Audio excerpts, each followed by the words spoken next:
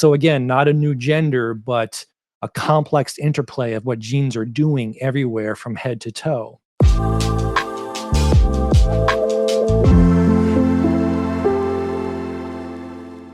So there's a rare syndrome. It's called XYY syndrome.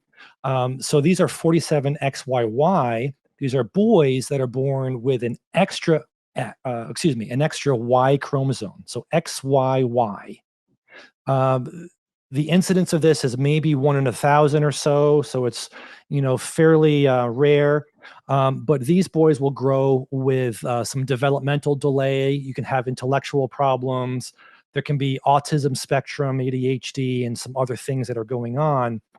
Again, because the Y chromosome is active in all of the cells of the body, including the brain and the neurologic systems, not just in the sex organs.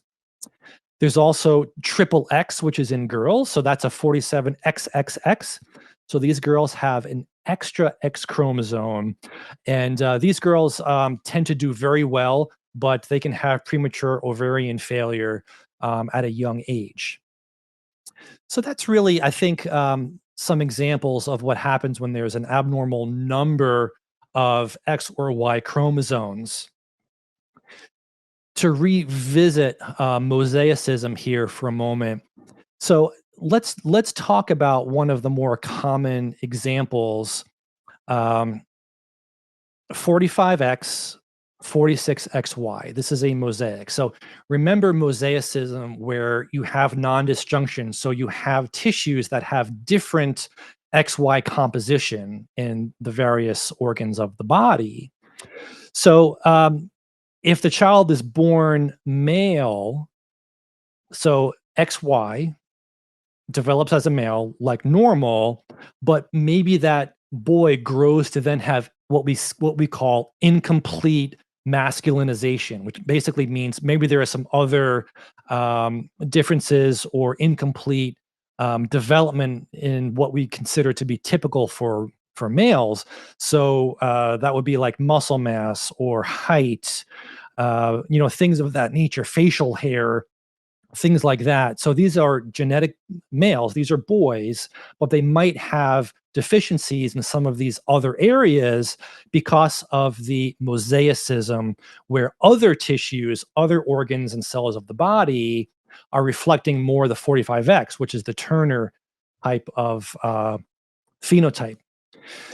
You can also have girls who are just born as girls with Turner syndrome, but some of the other cells within their body will be 46XY, but that's not defining them as a new gender. This is just talking about the variety of genetic variation in other tissues of the body that will be very busy in a wide range of processes in our cardiovascular health, our neurologic health, our bone health, and all of those other things. So again, not a new gender, but a complex interplay of what genes are doing everywhere from head to toe. Mosaicism, though, is super important to understand because some LGBTQIA advocates will say, well, what about children that are born with ambiguous genitalia? And this does happen. It's very rare, but there are cases where the genitalia are ambiguous and it's not clear, is this a boy or a girl at birth? So let's just be open and talk about this for a moment. So the sex organs in this case have not developed completely, but the other tissues of the body will be predominantly one gender or the other specifically. So these are not new genders. This is a genetic defect where the genitalia is not developing normally. Okay, but that doesn't mean that this is a new kind of a gender or that gender is fluid. This is a genetic defect. Okay, it's an exception from the rule. It doesn't change that there are two biologic genders. And if you let this play out over time, what we would see is the child will manifest the characteristics and the traits that really reflect what is going on in all of the other parts of the body as predominantly male or female. So in these instances, it's not wrong to watch and wait. The child will declare him or herself, so to speak, but it would be incorrect to say, let's wait and see what gender the child chooses, or as the child grows up, to change its gender or to consider itself gender fluid. That would be biologically incorrect.